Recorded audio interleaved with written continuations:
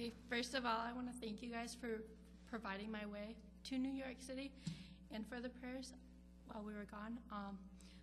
My biggest prayer, we were all challenged to pray for boldness, safety, and fun. My biggest prayer was that I wouldn't push someone, because I often will be like, I just want them to be saved. And I asked God to do that, and there was often times where I just had to turn away because I was like, okay, you're not getting it, and they didn't want to get it either.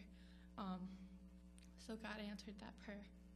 This trip stretched me even more than the first time. Even though it was my second time there, I was stretched.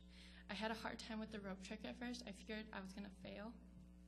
Failure is one of my biggest fears, and my first time I did the rope trick, it fell. And I'm like, ugh. But I couldn't let it get me down, because I told myself it's not a matter of if I fail, because God won't, and his word won't turn out void. So I didn't let it hurt me. So I was super nervous though, but because I failed. And I was very quiet because I was nervous. But I got really excited when two girls and a child was about to walk by, and they stopped. And they asked me, "What did you just say?" I was like, I said, "God's holy, and he's just, and he makes no mistakes."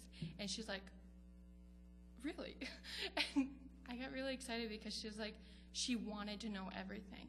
And I got to give her a track, and I got to give her children a track. And I don't know if they're saved or anything, but I'm praying for them. And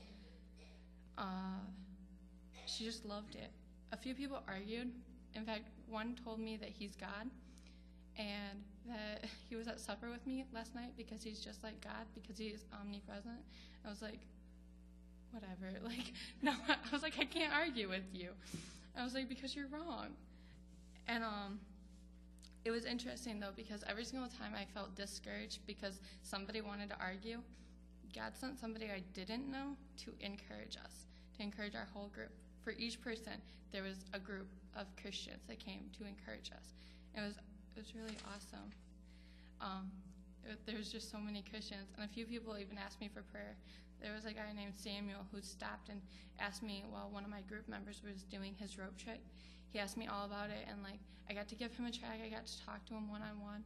He didn't accept, but he said that he would be thinking about it, and he asked me to pray that he would get out of the shelter and he'd get into an apartment, and he'd like to get into church ministry, but he wasn't understanding the whole you need to be saved to go to heaven.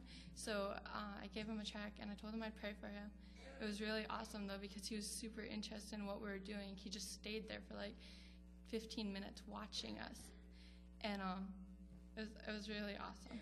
So we had a mass track pass out though, and in 36 minutes our whole group passed out about 1,250 tracks, and overall we passed out over 12,000 is what Pastor Madsen said, and 20 professed Christ.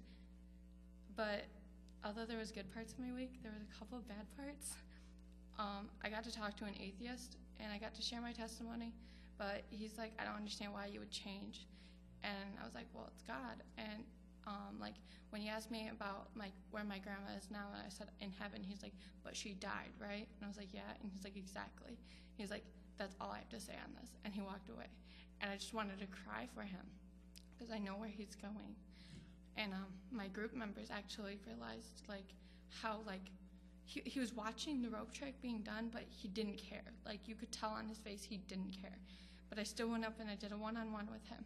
And I told him I'd pray for him.